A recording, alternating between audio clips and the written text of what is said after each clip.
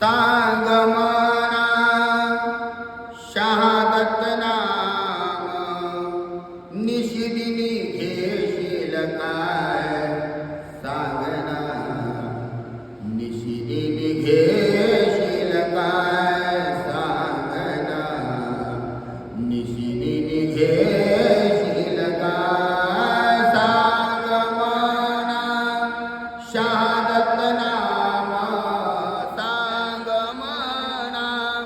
शहादत नाम निशिदिनी घेशील काय सांगना निशिदिनी घेशील काय सांगना निशिदिनी घेशील काय जीव देवता प्रपंच परमेश्वर जीव चारी आहे मनाचे आधीन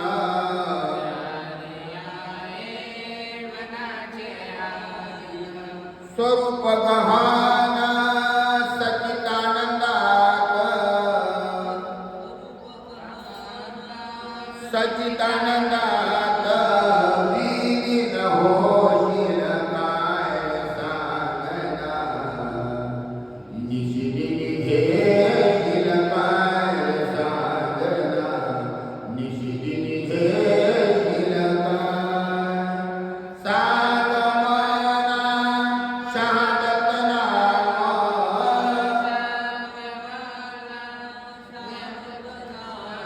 ओ निशिदिनी घेशील काय सांगना निशिदिनी घेशील काय सांगना निशिदिनी घेशील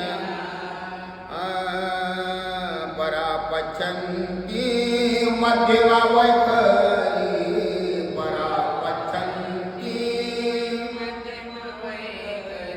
चारी वाचा पाहे सोडोनी चारी अनुहात स्वहंध्वनीता स्वहंध्वनीता अनुभव घेशील काय सांगना निशिदिनी घेशील काय सांगना निशिदिनी घेशील काय सांग मना शहादत नाम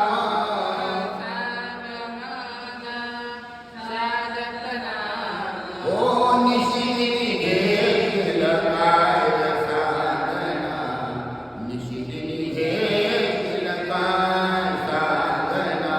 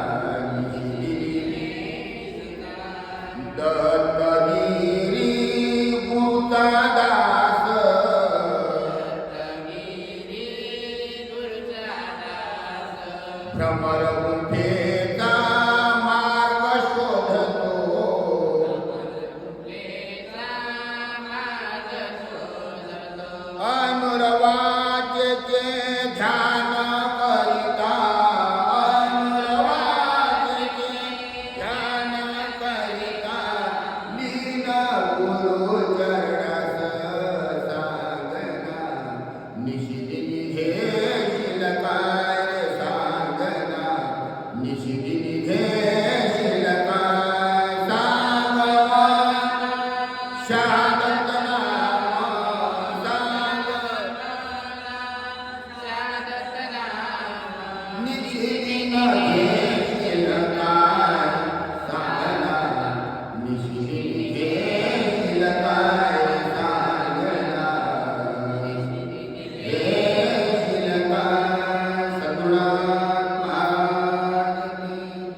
अशा तऱ्हेनं मनाला स्थिर करवाया धरी गुरु प्रेम हृदय दया विज्ञाना कोणी मनाला बोधवी सखय जीवाचा उद्धार करायचा तर मनाने स्थिर करावं लागेल. म्हणून त्या मनाने प्रश्न केला की मना जसं निशिदिनी आपल्याला सर्व कामं करावं लागतो त्याचप्रमाणे मना तू नामस्मरण कर. नामस्मरणाकडे वळ. नामस्मरण फार मोठं महत्वाचं आहे. चुगली कहाणी केल्यापेक्षा तेवढा वेळ नामस्मरणात जर खर्च केला तर तो फलदायक ठरते. जर समजा आपण नामस्मरण करूनही या मुखाने जर चुगली कहाणी करत राहिले तर नामस्मरण मायनस मध्ये जाते, घाटा येते. आनंदाय नमो नमः, श्री दत्तात्रयाय नमो नमः, श्री गुरुदेवाय नमो नमः. द्वादश मंडळ रचलेले मिळून वरी कर्तळाचे सिंहासन करी पूजा अत्र ऋषी आपण तया दिगंबर स्वरूपाची सर्व बाप. अशा तऱ्हेनं म्हणून अत्र ऋषी अनुसय हे सद्भक्त होऊन गेले. आणि महापूजेने कितीही जोडपे असले तरी जोडपे एकच महत्वाचं असते, ते फक्त ते सखा सखी म्हणजे अत्र ऋषी अनुसया मानल्या जातात. बाकी कितीही जोडपे पूजेला बसले तरी ते काही विषय नाही आहे. त्याच्या माध्यमातून सत्संग घडते, त्याच्यातून सत्कार्य घडते, पण महत्वाचं एकच असते. आणि शहादत्त प्रभू त्या पूजेचे आचार्य अशी ते पूजा अत्र ऋषी अनुसयानं पत्रिका आश्रमले केली. आणि ती पूजा करताना नामस्मरणाची सक्त जरूरत आहे. नुसतं पूजा केल्यानं होत नाही. बोलावले अष्टदश धान्य नाना जाती पुष्प आणले तयानं उत्तम फळाशी केले अर्पण दया दिगंबराशी तय वेळ. म्हणून पूजेमनी 18 धान्य असणं जरुरी आहे. त्यावेळेस हे अष्टदश धान्य बोलावले. आता एक महाराज नवीनच सांगते. नवीन सांगण्याचं काही तात्पर्य नाही, शास्त्र सांगते. रंगीबेरंगी अनेक तऱ्हेचे फुलं आणले, त्या फुलाचा शिखर केला. शिखर केल्यानंतर अनेक तऱ्हेचे फळं आणले आणि त्या पूजेत महाराजाला अर्पण केले. असंच महापूजा म्हटल्यानंतर सर्व संप्रदायाची अतिशय नाही आहे, पण त्याचे आचार्य दत्तप्रभू आहे. पूजेत बसल्यानंतर जीव देवता प्रपंच आणि परमेश्वर भगवंत त्या जीवाने समजावून सांगते, जीवा तू सर्वात मोठा आहे, चारी पदार्थापेक्षा मोठा आहे. पण मायेच्या भाष्यातून बाजूला झाला तर तू सर्वात मोठा. अरे तुझे तर सर्व दास होते. जो जीवनिक दास करी रामचंद्र तयाशी पैसेची फळ पावन नित्य दानाही दान दया प्राणी. जो जीवात्मा निशिदिनी श्वासोश्वासाद्वारे नामस्मरण करत असत त्या जीवाचं काहीही गुण होऊ शकत नाही. त्या जीवावर देवाचा अधिकार राहतो. जीव म्हणून देवानं त्या जीवाला समजावून सांगितलं. देवता पदार्थ काय म्हणते जीवाले? पाय गड. तू देवतेच्या आधी जर जाशील, देवता भक्ती जर करशील, देवी देवता पाशी सुखना मिळेल तुला बरं. त्यांच्यापाशी क्षणिक सुख आहे, पण ह्या देवता त्या ठिकाणी फुलवते. म्हणून इकडच्या तिकडच्या गोष्टी मला एक केल्यापेक्षा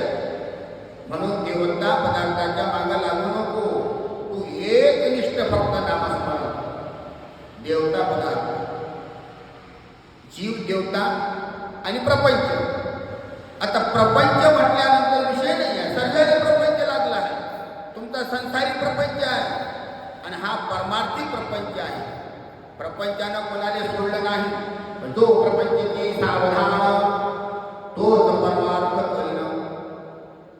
प्रपंचात राहूनही भगवंताचं नामस्मरण करता येत.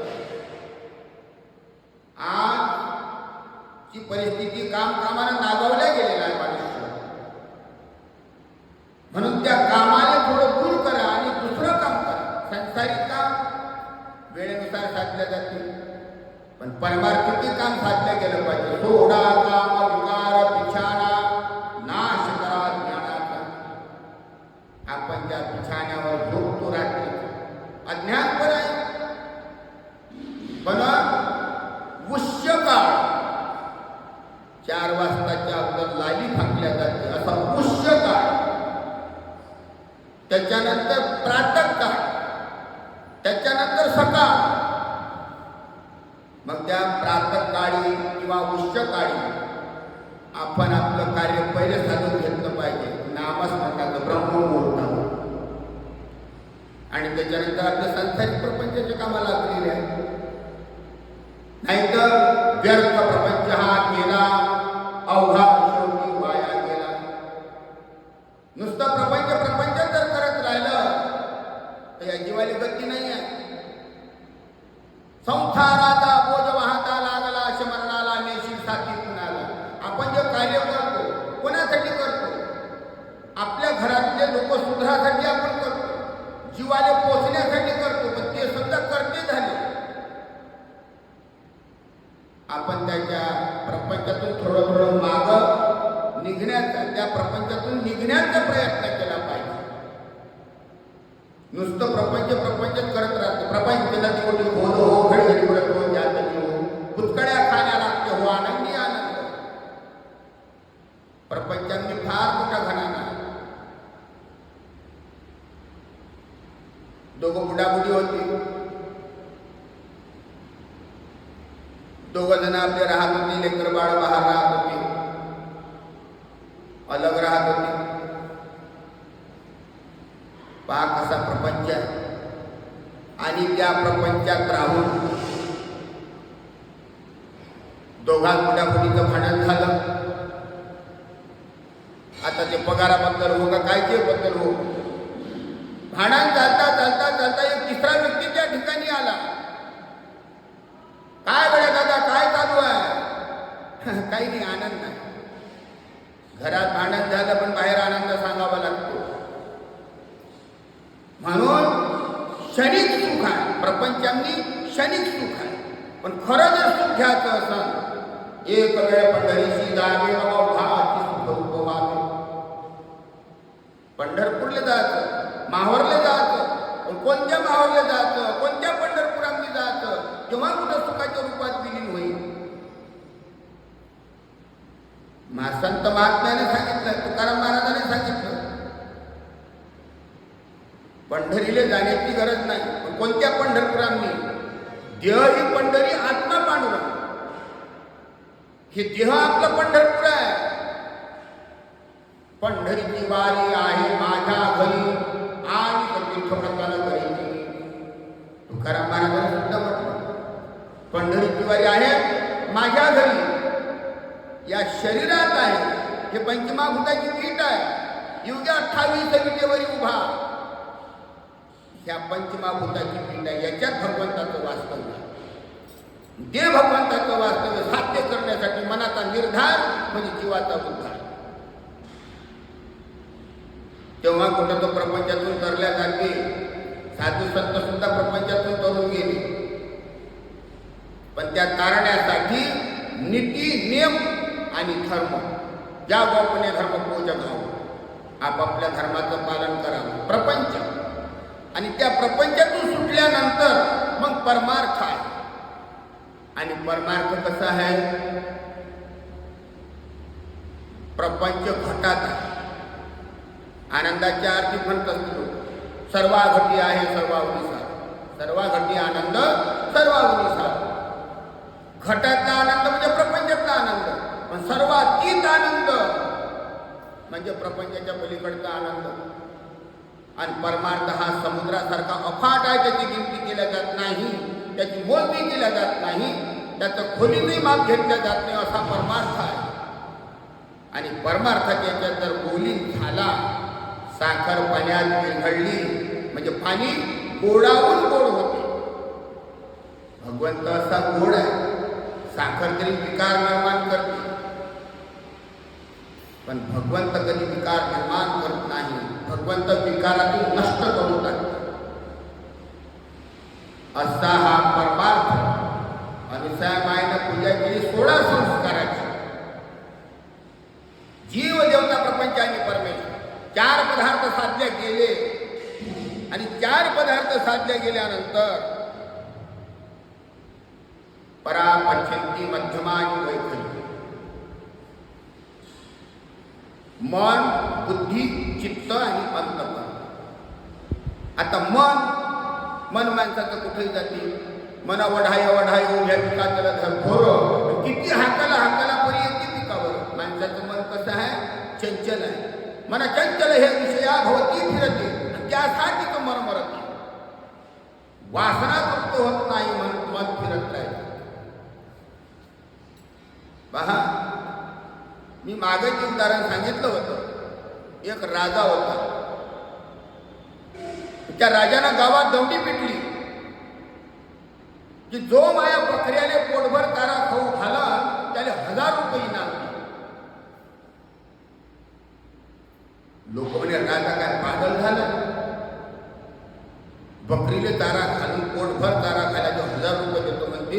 बरेचसे लोक त्या ठिकाणी गेले. तो म्हणजे मी तुमच्या बकरीने तारा घालून पोटभर तारा घालणार नाही बा. जर बकरीनं जर समजा पोटभर तारा खाल्ला नाही तर तुला शिक्षा ठोठावल्याशिवाय राहणार नाही. विचार करा. नेली बकरा तारा. बकरी ताराला नेल्यानंतर पोटभर तिने तारा खाऊ घातली.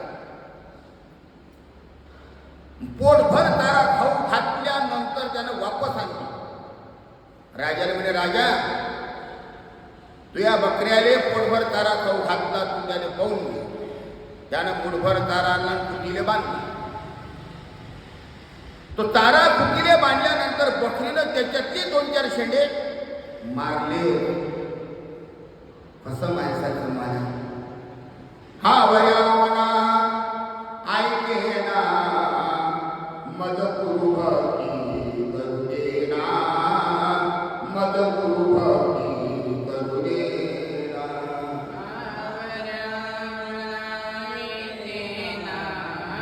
हा वया मना ऐके ना रे, मद गुरु भक्ती करू दे ना, मद गुरु भक्ती करू दे ना. अशा तऱ्हेने माणसाचं मन कसं आहे?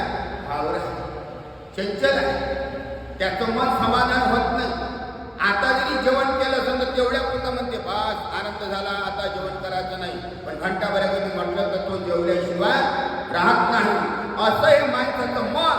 आणि मन केल्यानंतर वासने तुझं भोवती किती जन्म घालावे आम्ही, वासने तुझं भोवती किती जन्म घालावे, भोग हे संपेल का, अरे भोगोनी होतील का कमी. वासना तृप्त झाली नाही तर कितीकही समजा मन तृप्त करण्याचा प्रयत्न केला तरी ते वासना तृप्त जर झाली नाही तरी शांती नाही. सुखते काय आपला भोग असे का फिरता वेळ. म्हणून माणसाचं मन स्थिर निर्मळ पाहिजे, कोमल पाहिजे, स्नेहल पाहिजे. माणसाच्या मनाच्या ठिकाणी दया, क्षमा, शांती असली पाहिजे. असं हे माणसाचं मन आहे. म्हणून ते मन आणि मन जर स्थिर झालं तर त्याच्या बुद्धीचा विकास झाल्याशिवाय राहत नाही. बुद्धी आता प्रत्येकाने बुद्धी दिलेली आहे, पण त्या बुद्धीचा विकास करणं आपल्या हाती आहे. देवानं मनुष्य जन्म निर्माण करून दिला. अनेका माणसाला सांगितलं तो देवा धर्माच्या मागाला का काय तुला करू शकत तसं. जो कर्म करत राहिला अखेरपर्यंत सत्कर्म केलेच नाही, खोटेच कर्म केले सगळे. करता करता अंतकाळ जवळ आला. अंतकाळ जवळ आल्यानंतर तो मेला. मेल्यानंतर म्हणते गड्या याने नरकात टाका. मग त्या माणसानं प्रश्न केला देवाले, का देवा म्हणे नरकात का टाकता बा तुम्ही, काय कारण आहे याच्यावालं? तर म्हणे तू सगळे खोटेच कामं केले.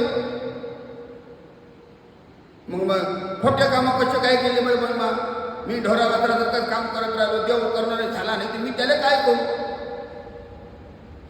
नाही म्हणे तुला बुद्धी दिली, तर बुद्धी तर कुत्रेली आहे म्हणे. मग कुत्रे काय नरकात दिले काय? ही बरोबर. मी नुसतं कामच करत राहिलो, मला देवच कळला नाही. मग कुत्र्याली बुद्धी आहे म्हणे. मग कुत्रे काय नरकात गेले नाही. बरं जाऊ द्या गळा, त्याला माफ करून टाका म्हणे. आता त्याला सद्बुद्धी द्या म्हणे. देवानं सद्बुद्धी दिली. पुन्हा मानव जन्मात आला. मग आता बुद्धिवान झाला. असा बुद्धिवान झाला की बिलकुल म्हणजे राजकारण खोटे कामं करत राहिला. डांबर होय का काय, गिट्टी होय का काय, कोणाचे वावरं पचो, कोणाच्या भावना दुखो, प्रत्येक कुकर्म करत राहिला. पुन्हा त्याचा अंतकाळ जवळ येतो. देव म्हणजे याने महानरकात टाका म्हणजे काऊन म्हणे देवा, तुले बुद्धी होती तर तो कुत्र्यासारखे कष्ट करत राहिला, ढोरावासऱ्यासारखे कष्ट करत राहिला, तुला बुद्धी होती. आता तुला सद्बुद्धी दिली आणि सद्बुद्धी देऊन मिठाची साखरची पारख तुला कळायला लागली, सगळं खरं आणि खोटं कळायला लागलं, तरी पण तू त्या मार्गाने गेला. आता तू महानरकाचा भागीदार झाला. या आजही याद थोडा हो मुक्तीचा सोहळा. कुठं जावं लागत नाही. आपण केलेले कर्म इथंच भोगा लागते. स्वर्ग नाही, नरक नाही, इथं काय सर्व जग. वाईट वाटत नाही. आपण सकाळी झोपेतून उठल्याबरोबर संडासला जातो आणि गेल्यानंतर उजवा हात डाव्या हातावर पाणी टाकते. मग आता उजव्या हाताचं कर्ज झालं की नाही? झालं कर्ज. दुपारी जेवण करतो, डावा हात उजव्या हातावर पाणी टाकते, कर्ज फुटलं. पाणीच टाकलं होतं तर याने पाणीच टाकलं. संध्याकाळच्या वेळेले संध्याकाळी जेवण केलं, पुन्हा डाव्या हाताने उजव्या हातावर पाणी टाकलं. सकाळी उठल्याबरोबर संडासला गेल्यानंतर उजवा हात डाव्या हातावर पाणी टाकते. हे एका शरीराचे दोन भाग, डावा आणि उजवा, एकमेकाचं कर्ज ठेवत नाही. एवढे केलेले कुकर्म चुकतील काय? म्हणून बुद्धी तिकडे वळली पाहिजे. माणसाची बुद्धी कशी असावी? हे सत्संगात त्याची सर्व्हिसिंग झाली पाहिजे. सत्संगात वळल्या गेलं पाहिजे बुद्धी. आणि बुद्धी जर समजा त्या ठिकाणी स्थिर जर राहिली, भगवंताचा जिथं ध्यान जर केला, तर माणसाचं चित्त हे विचलित होऊ शकते. पण ते विचलित झालं पाहिजे नाही. तरी चित्त स्थिर ठेवून या चरण पहा.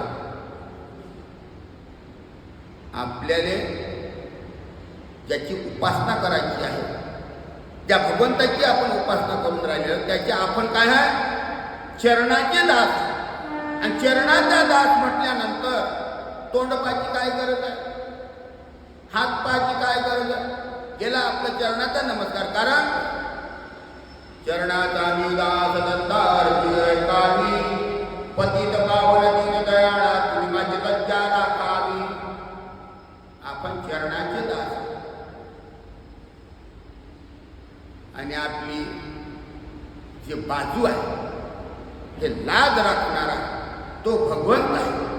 आपण पूजा कोणाची करतो? चित्त स्थिर ठेवून चरण तुझे महाराजा, राजा पाय तुझे महाराजा, राजा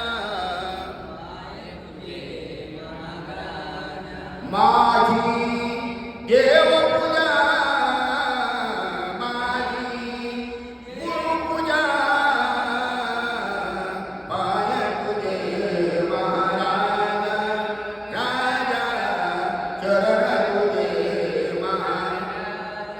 लक्षात आहे.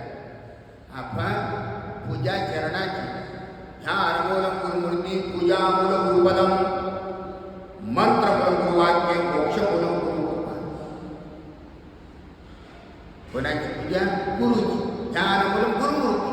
पण पूजा मूल गुरुपदम, पदम म्हणजे पाय. ध्यान गुरु महाराजाचं पण पूजा चरणाची. आणि असं चित्त स्थिर ठेवून जर आपण गुरु महाराजाची, दत्त महाराजाची, भगवंताची जर समजा पूजापाठी केली तर त्या पायाच्या दोन्ही अंगठ्यांनी गुरुत्वाकर्षण शक्ती आहे. ज्ञानी से ज्ञानी मिले तो हो गई बात. आणि गुरु महाराजांच्या चरणावर जीव नमस्कार करतो का?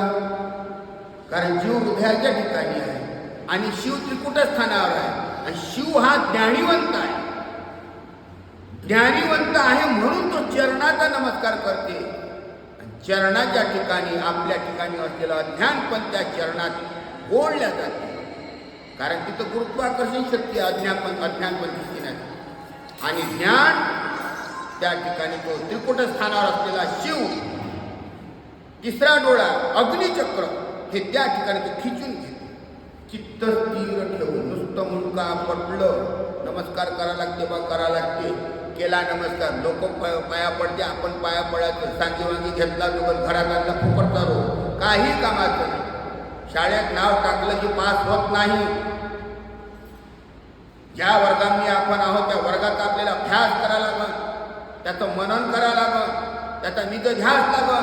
तेव्हा कुठं साक्षात्कार होईल? तोहमपद, तत्पद आणि अश्युपद. तोहमपद म्हणजे जीव, तत्पद म्हणजे शिवात्मा आणि त्याच्यावर तर आनंदाचं पद आहे. त्याला अमृतार्णव शिखर म्हटलेलं आहे. आणि ते शोधण्यासाठी शिखर चढवून जावं लागते, शिखरातून जावं लागते. वाटते सावनी लहान या तुम्ही येणं जाणं. मधोमनी म्हणे गुरुजी गुण घ्यावी ओळखून घ्यावी ओळखून. म्हणून त्याला गुरुचा आधार पाहिजे. कसं कळेल गुरुवाचून मार्ग कठीण मार्ग कठीण. त्या शिखरातून जो महापूजेतला जो शैव विडा आहे तो जीवात्मा, तो त्या शिखरातून ज्या वेळेस चित्त स्थिर असलं तर, आणि चित्त जर विचलित झालं तर तो पोहोचू शकत नाही. रचना मांडलेली आहे कर्मधर्म संयोगानं, तो आपल्या कर्मानं तो निघून जातो. हा जीव त्या शिखरात केसावून बारीक वाट आहे, त्याच्यातून त्याला जावं लागते. आणि गेल्यानंतरही 40व्या पदावर मूळमाया आहे. ती मूळमाया सांगते, हे जीवा शिवा सांगा माझी उभारा, नाही तर फिरा माघारा. त्या जीवाची दिवसा झडती घेतल्या जाते, कुठंच नाही. आपण पालंगावर पडलो, अनेक तऱ्हेचे स्वप्न दिसतील. घरवासर दिसन, कुत्रे दिसन, त्याच्याद्वारे शेताई असन तरी चेत्यापणी त्याला काही दिसाचं जे दिसन असे त्याला दृष्टांत घडत असते. हे कसे आहे दृष्टांत? तिथे हिशोब घेणं चालू आहे. म्हणून चित्त माणसाचं स्थिर असावं. ज्यावेळेस 40व्या पदावर ह्या जीवात्मा गेला, तिथे हिशोबाची झडती झाली तर त्याला पुन्हा तिथंचा गुरुपद आहे, दत्ताचं पद आहे. आणि दत्त महाराजापाशी जर पोचला तर आनंदात विलीन झाल्याशिवाय राहत नाही. तुझ्या स्वरूपी सदा आनंद अनुभवती सत्सत छंद अनुभवती संत संग. तुझ्या स्वरूपी सदा आनंद, हो तुझ्या स्वरूपी सदा आनंद. कसं आहे भगवंताचं स्वरूप? सत्य, चित आणि आनंद. सत्य म्हणजे सत्य स्वरूप, चित म्हणजे मायेच्या अलिप्त असलेलं जे पद आहे ते आनंद, त्याला सच्चिता आनंद म्हटलेलं. त्या सच्चिता आनंदात विलीन होण्यासाठी चित्त स्थिर पाहिजे. आपण एखाद्या यात्रेला चाललो, दिंडीत चाललो, पदयात्रा करत चाललो, आपापल्याकडे नामस्मरण करत चाललो. नामस्मरण करत करत आपल्या यात्रेत पोचला तर देवाचं दर्शन घ्या. तेवढ्यात एक रिश्तेदार भेटले. अरे नमस्कार, कधी आले, काय आले? चुकली वेळ, आला मग बसला 2 घंटे त्याच्यासोबत गोष्टी करत. तिथून उठला, पुन्हा दर्शनासाठी जायला लागला. पोरगी भेटली. बाबा कवा आले? गेला वेळ. कोणी एक विचित्र पुतळा पात्री जवावया बैसला, तो पात्री तो भक्षिला. त्याची वनिता वनी फिरे सूर्यार्थ पार्थी सदा, असा बोले विठ्ठल पदार्थ तुझला षण्मासिका वायला.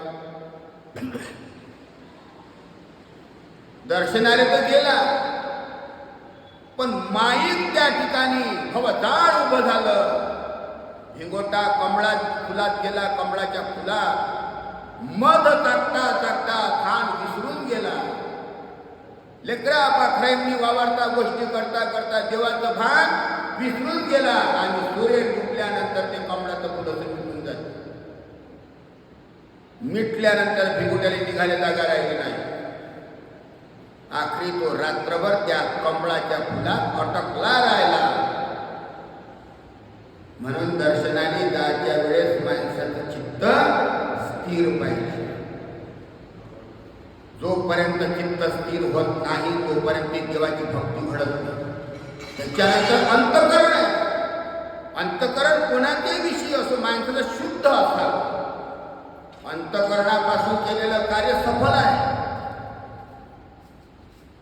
आणि अंतःकरणाच्या पासून जर कार्य केलं ते सफल झाल्याशिवाय राहत नाही. म्हणून चित्त स्थिर पाहिजे. तेव्हा कुठं अंतःकरण शुद्ध होते. चित्तच माणसाचं विचलित असलं तर अंतःकरण शुद्ध होणार नाही. आणि अर्थ, आता आपण पोथी वाचून राहिलो, कार्य करून राहिलो, एकमेकाच्या विषयी आपण भावना व्यवस्थित ठेवून राहिलो आणि पोथीचा अर्थ काढत राहिलो. अर्थ जर करत राहिलं सारा आयुष्य जाईल, पण नामस्मरणच जर घडलं नाही तर भगवंताची प्राप्ती नाही. नुसतं पोथ्यात वाचले म्हणजे 4 वेद 6 शास्त्र 18 पुराण फक्त पाठांतर केलं, पण त्याचा अर्थ आपल्या शरीरात उतरला नाही. नुसतं अर्थच करत नाही. म्हणून अर्थ असा करा. सप्तनामाचा अर्थ देऊन गुरुपदी संकल्प केला. नामस्मरणाचा संकल्प सोडायचा आणि गुरु महाराजांच्या ठिकाणी संकल्प सोडा. सप्तनामाचा अर्थ देऊन गुरुपदी संकल्प असा निर्धार पक्का करावा लागतो. पूर्णाची पोळी जेवला विकार आहे. पोटाची विकार खराब होते, विषय नाही. पण पूर्णाची जी पुरणपोळी गरम फार पूर्ण आशा कोणाची असावी? भगवंताच्या विषयी आशा असावी. नाही तर आशा मर्षा कृष्ण कल्पना यांच्या संगतीनं या चौकीच्या पायी झाली जीवनाची हानी. पण त्यात जर आपण जर समजा निवृत्ती मार्गाने जर वळवल्या तर त्या आशा मनशा कृष्णा कल्पना इच्छा आणि वासना भगवंताच्या चरणाच्या ठिकाणी भगवंता वासना भगवंताच्या नामस्मरणात असावी नेहमी करतात. आपलं वय आता नामस्मरण करण्याचं आहे. नाही काही येत असं तरी चालत, पण नामस्मरण फार महत्त्वाचं. इथं तिथं बसल्यापेक्षा इथं तिथं गोष्टी बाता केल्यापेक्षा 10-15 मिनिटं जरी मिळाली तरी एक माळ करणं होती. थेंब थेंब तडसाची. आणि ते थेंब थेंब कमावण्यासाठी पूर्ण औषध तिथं खर्च करावं लागतं.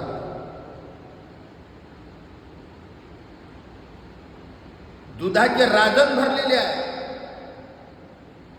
आणि ते राजना जर एक मिठाचा जरी खडा पडला तर एवढ्या दिवसची उपासना केलेली फाटून जाते. कारल्याचा बेल निबावर गेला, कडू कसा झाला संगती गुण.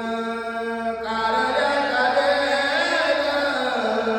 निबावर गेला, कडू कसा झाला संगती गुण. म्हणून कडू कसा संगती गुण होती. म्हणून संगत सज्जनाची, मी मागत सांगितलं, सज्जनाच्या संगतीनं उद्धरून जाते. आणि जर आपण जर वाईटाच्या संगतीला लागलं चित्त विचलित होते. अर्थ नुसतं एकमेकाचा अर्थ एक जण चालला रस्त्यानं पाहिलंच आहे, एखादी बाई चालली माहीतच आहे, पण आपण कसं आहे हे माहीत आहे का? मग आपण कसं आहे पहिले आपल्याला शोधा. आपणची मंदिर मूर्ती पुजारी, आपणची पुष्पे होवनी पूजा करी, आपणची देवरूपांतरी पावे भक्ता. आपणच आपल्याला शोधायचं, आपणच भजन म्हणायचं, आपणच हसायचं, आपणच रडायचं आणि आपणच भगवंतात विलीन व्हायचं. दुसऱ्याची गरज नाही. संघर्ष आला की विदंडवाद झाल्याशिवाय राहत नाही. दुधाचे रागन मिठाचा शितोळा, दुधाचे मिठाचा शितोळा, भक्तीचा नासोळा. तू का म्हणे भक्तीचा, तू का म्हणे करण्याचा वेळ निभाव.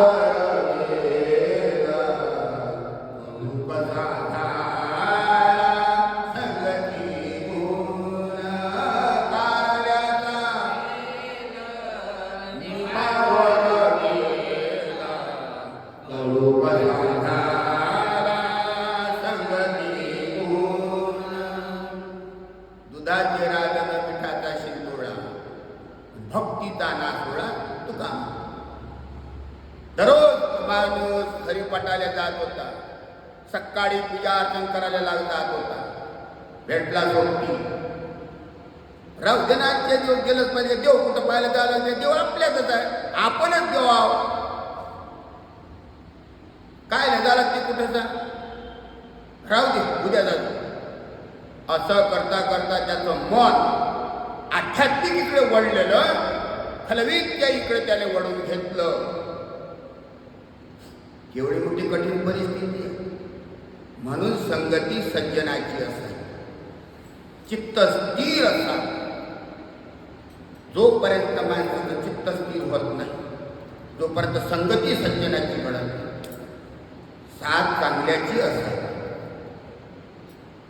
नाही तर संगती कोण कडू झाल्याशिवाय राहत नाही. निंबाच्या पाल्याचा रस पेलं त्यानं विकार तरी नष्ट होते, रोगराई तरी जाईल, पण यानं रोगराई वाढते, भ्रमणा पडते मनामध्ये. जे आपण कमावलेलं असते त्याचाही विसर पडते. कारण इकडचं तिकडचं यानं ती मेमरी भरून जाते. तर अध्यात्म काय राहणार आहे? मोबाईल फॉरवर्ड करावं लागते शेवटी, पण फॉरवर्ड होत नाही. एक खेपात झसलं काही दिमागात ते कधीच निघत नाही. म्हणून चित्त स्थिर करून घ्या. असा अर्थ काढायचा की तो आपल्या शरीरात रस त्याचा उतरला पाहिजे. काम काम कामानं नागवल्या जाते. थोडा काम विकार विछाना नाश करा ज्ञात. म्हणून कामातच राहू नका, पण कामही करा. गाण्याची बाबा म्हणत होते, तोंडानं नामस्मरण केल्या जाते, तोंड काही काम करत नाही, पण हात जरी काम करत असन, पाय जरी चालत असन, तोंडाला काय काम आहे?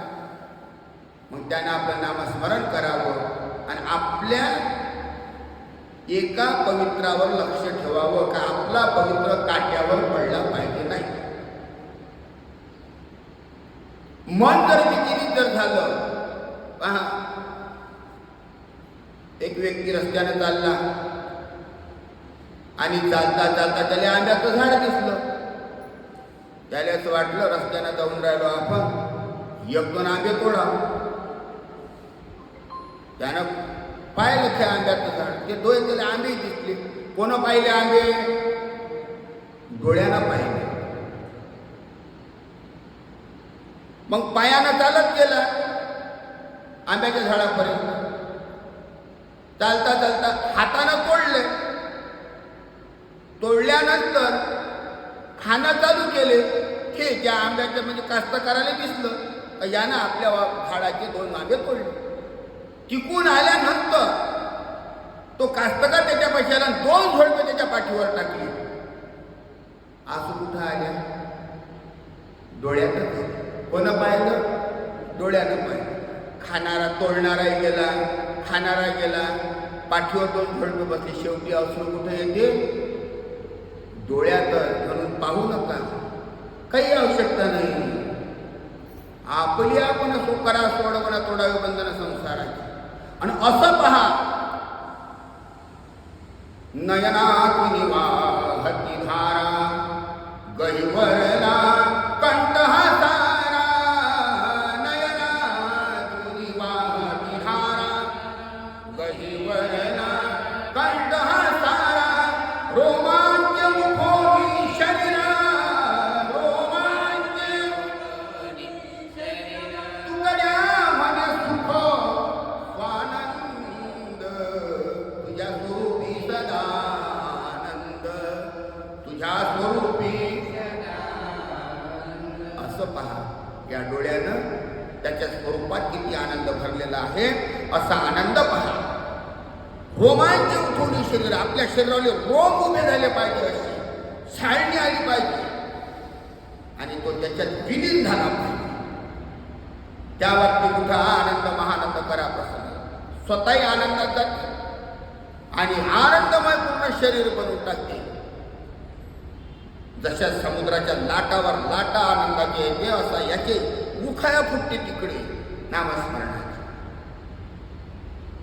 असा अर्थ काढला गेला पाहिजे, असा काम साधला गेला पाहिजे. आणि मोक्ष, अर्थ, काम, मोक्ष, धर्म. धर्माधर्मातही विपरीत परिस्थिती झालेली, म्हणून धर्म असा साधा. आपल्याला दिवशी वाटले तर दान द्या, पण त्याचं नाव काढायचं नाही. 1 रुपया गेला, साऱ्या गावात दौडी फिटली, फिटला 1 रुपया. पण 1 रुपया दिला, पण कुठं नाव नाही, कोणाला माहीत नाही. ते कोणाला माहीत आहे? त्याला माहीत आहे. हिशोब त्याच्यापाशी आहे, आपल्याजवळ त्याचा हिशोब नाही. आता हे एवढं मोठं इथं साहेब वैभव निर्माण झालं, 1 रुपया तर कुठं मांडलं नाही. हिशोब कोणापाशी आहे? तुमचे तुम्हाला अर्पण योग्य नव्हे का देवा? हे तुमचंच आहे, तुम्ही करून घेऊन राहिले. आपण कोण करणार? निमित्ताने कारण. गुरु महाराजांची कृपा आहे, भक्त मंडळीचं प्रेम आहे, आणि त्यांच्याच भरोशावर हे चालू आहे. त्याचा हिशोब कोणापाशी आहे? त्याच्याच पाशी. पण जिथंसा आलेल्या रकमेचा, आलेल्या दानाचा विपरीत परिणाम होत आहे. पैसो की गदानी करते पगले, नोटो की गदानी करते करते. पैसो की दलाली, पैसा कमावासाठी मला अध्यक्ष बनवा, कोणी उद्या उपाध्यक्ष बनवा, कोणी उद्या सचिव बनवा. मग सचिव बनला म्हणजे देव भेटते काय? अध्यक्ष बनला म्हणजे देव भेटते काय? उपाध्यक्ष बनला देव भेटला काय? पुजारी झाला देव भेटला काय? आपण देवाच्या दर्शनाला गेलो,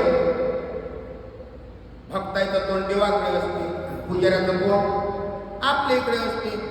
तो हेच पाहिजे. कधी कधी भक्त येते, त्याने ती 1 तुळशीचं पान आणि 1 आचन पोळीभर पाणी, आणि तिथं मग 1 रुपया, 10 रुपये, 11 रुपये काय असेल ते टाका तुमच्या इच्छेप्रमाणे. पण त्याची नजर उकळी असते, देवावर असते का? देवाच्याकडे पाठ असते, आपल्याकडे तोंड असते. भेटला का देव? दर्शन देणे खडा, पुजारी घेऊन दरवाजे अडा. भगवंत जर दर्शन द्यायला तयार आहे, मग पुजाऱ्याचं कामच काय आलं? तुळशीचं पान, 1 चमट, 1 आचनपोळीभर पाणी. त्या आचनपोळीभर पाणी केलं म्हणजे शुद्ध झाला काय तो? आंघोळ केली, शुद्ध झाला काय तो? न्हाया धुये घ्या हुआ मन का मैला ना धुय. माणसाच्या मनातला घागरात गेला नाही, अंधकार गेला नाही, इतुकाटा गेला नाही, शुद्ध झाला का तो? असं नाही. धर्मक्षेत्रात राहिल्यानंतर धर्माचं कार्य धर्मासारखंच व्हायला पाहिजे. आता इथंचा कोण नाही बोलत, सगळे आपले आहे, आपले लेकरं आहे, आपण देवाचे लेकरं आहोत, सर्वचे सर्व. इथे इतकं कार्यच भगवंताच्या भरोशावर आहे. मी कोणाच्या घरी 1 रुपया मागायला जात नाही.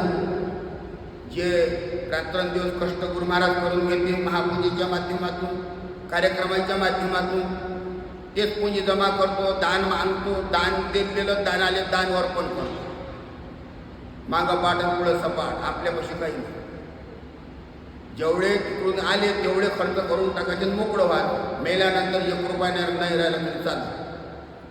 पण आपल्या इथून गेले तोपर्यंत कणी घुगरी चटणी भाकर खाऊन फक्त मंडळी आनंदात गेली पाहिजे अशी इच्छा असते. आणि तेवढेच भगवंत देते आणि तेवढंच करून घेते. काही कोणाला बोलायला जागा नाही, त्याच्या कुठेही सोडून धर्माचं कार्य आहे. पण आलेल्या दानातून जर समजा प्रपंच साधल्या जात असा तर पुढे जाऊन मागा आला. आता एका ठिकाणची गोष्ट आहे, देवावरली चादर सुद्धा पुरत नाही. नाव सांगतो तर जवळचेच आहे, त्याच्यापेक्षा नाही सांगा. ते देवावरची चादरही उचलून घरी घेऊन येते. तो किती सचिव आहे समजा त्या संस्थांचा, किती किती तिथं सध्या धर्माचं कार्य करून राहिला. घरांनी रोग धरले, रोग जाऊन बसले, काही केल्याने कोणी नाही राहिले. कोणाचा पाय जाते, कोणाची कंबर जाते, कोणाचं मस्त कोणी कुकडे बोलते, कोणी एक पोट्ट फाशी घेऊन गेलं. भेटला का देव? मग देवासाठी, देवाची भक्ती करण्यासाठी कशाची गरज आहे? न लगे दंडन मुंडन, कशाचीही गरज नाही. टिक्का लावण्याची गरज नाही, काही आवश्यकता नाही. का दाढी केलीच पाहिजे, टक्कल केलंच पाहिजे, जटा वाढवल्याच पाहिजे, दाढी वाढवलीच पाहिजे. कोही जटा बढ़ाकर मन में धुनी लगाई, पर किसी को लगी समाधि वो भी कहे कहाँ है. संसार छोड़ करके बैराग को सिधारे. संसाराचा त्याग केला, संन्यास घेतला, तो भी मिला नहीं तो ऐसे बता रहा. त्याने भगवंत नाही भेटला. भगवंत कोणाला भेटला? ज्ञान भक्ती वैराग्य भोळ्या भक्ताने जवळ केला. भोळा भक्त, कशाची गरज नाही. असं हे धर्माचं कार्य साध्य केलं पाहिजे. आणि धर्माचं कार्य करता करता ॲटोमॅटिकच मोक्ष आपल्या दरवाजात उभा होते. हो, काही कुठं जावं लागत. मोक्ष म्हणजे मोकळं होणे.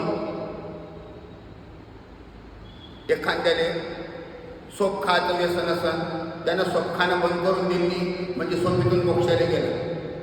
एखाद्याने चहा पिता पिता पिता चहा सोडून दिला, चहातून मोक्षाला गेलं. आता हे झालं बाह्यांग. आता अंतरांग. पोथी प्राण वाचता वाचता वाचता वाचता वय झालं, नजर गेली, वाचण्यातून इच्छा मुक्त झाली, डोळे गेले म्हणजे तो डोळ्यातून मुक्त झाला, मोक्षाला गेला. कार्य करता करता करता करता कान गेले. कानातल्या देवताला बरं लागलं नाही, ते कानातल्या देवता निघून गेल्या म्हणजे बैरा झाला. म्हणजे कुणी काही म्हणा मज भान नसे, जड देहाता अभिमान नसे, जड देहाता अभिमान नसे, कुणी म्हणा मज भान. कोणी काही काय करायला लागते? काय झालं रे बा काही माहित नाही, काय पाहिलं काही माहित नाही. आपला आपल्याला दोन्ही जरी डोळे गेले तरी तिसरा डोळा दाखवत असते ज्ञानदृष्टी.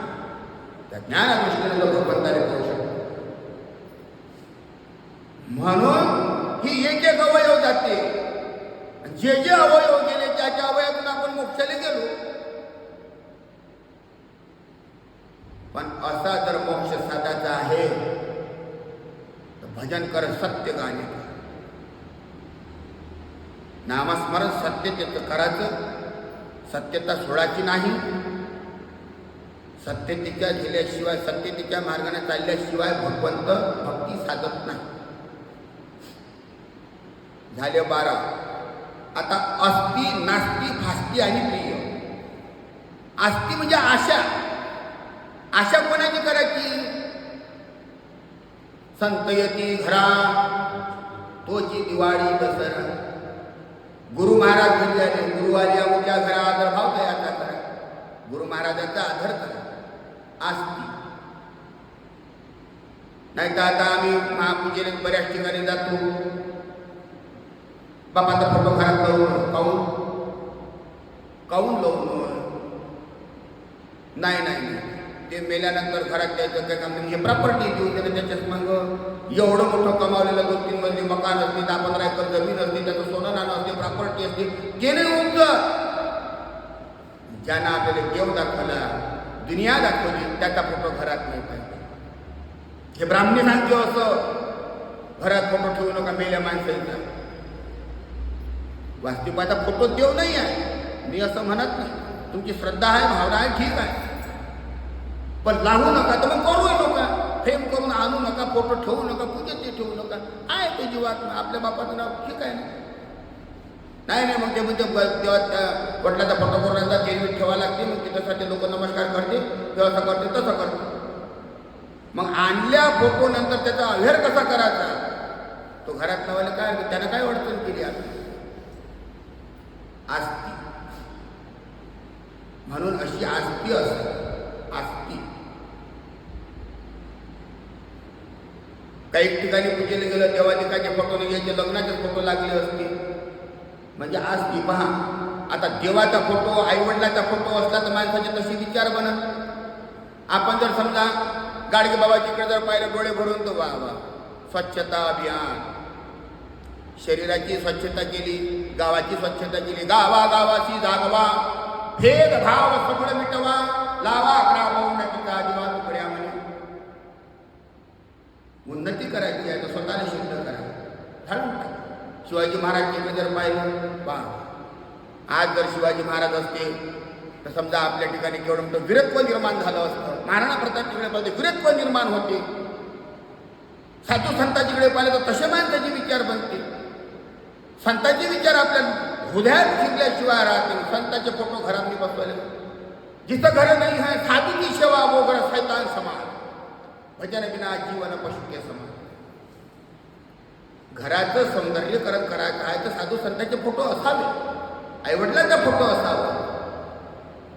म्हणजे लग्नाचे फोटो जर लावले 15 दिवसात फार कधी नास्ती झाली. जे नाचते त्याची काही आवश्यकता नाही. देवाचा अनादर करा, गुरु महाराजांचा अनादर करा, साधू संतांचा अनादर करा, नास्ती म्हणजे तिथं तो आस्तिकता नास्तिक बनतो. प्रिय काय असावं, नामस्मरण असावं, नामस्मरण प्रिय असावं, साधू संतांची सेवा प्रिय असावी, चाकरी करावी समर्थाची, चाकरीची फिकर समर्थ करी, भरोसा नाही होत तरी मग अधम जीव पडला, प्रिय असावं. साधू संतांचं दर्शन प्रिय असावं. कोण्याही संप्रदायाचा जर संत आला असं त्याचे वर्म करून त्याचे चरण धरायला काय हरकत नाही. देवदत्त तिथेही आपला दत्त महाराज आहेत, प्रत्येक ठिकाणी दत्त महाराजांचं वास्तव्य आहे. प्रिय आस्ती, भास्ती, नास्ती आणि प्रिय. भास्ती भास होते ते माणसाला. भास कसा होते, आपण जर नीतीनं चाललं आणि त्याच्या जर समुद्रातल्या पाण्याचा समुद्रात जर राहण्याचा प्रयत्न जर केला तर असा भास होते. आज आपल्या घरी साधू संत आले, पूजा केली, भास आहे. स्वप्नात पाहिले 100 काही झोपेतून उठून पाहिजे योगही नाही, अशा सगळ्या माणसाला भास होते, त्याची भास्ती होते. अशा तऱ्हेनं अनुसया माईनं 16 संस्काराची पूजा केली. जीव, देवता, प्रपंच आणि परमेश्वर, मन, बुद्धी, चित्त आणि अंतःकरण, अर्थ, काम, मोक्ष आणि धर्म आणि आस्ती, भास्ती, नास्ती आणि प्रिय अशी 16 संस्काराची जेव्हा पूजा केली तेव्हा दत्त महाराजांना त्या ठिकाणी आपलं बालरूप धारण केलं आणि त्या अत्र ऋषी अनुसयाच्या माध्यमातून सर्व संत मंडळी त्या ठिकाणी तृप्त झाले आणि मोठा त्या ठिकाणी महाकाल्याचा प्रसाद झाला. ते अष्टदश धान्य त्याच्यासाठी का ते आपल्या याच्यातही ती 4 लोक आपले तो अन्न घालावे, सर्वामुखी पात्र मिळेल दैवगती, ऐसा भाव ज्याच्या चित्ती तो परम साधू जाणावा. 18 अक्षरापासून 18 धान्य निर्माण झाले. जीवाचा तारक शहादत्त प्रभू. अशा तऱ्हेने ही क्रमाक्रमानं भक्ती साधून आपल्या जीवाचा उद्धार करून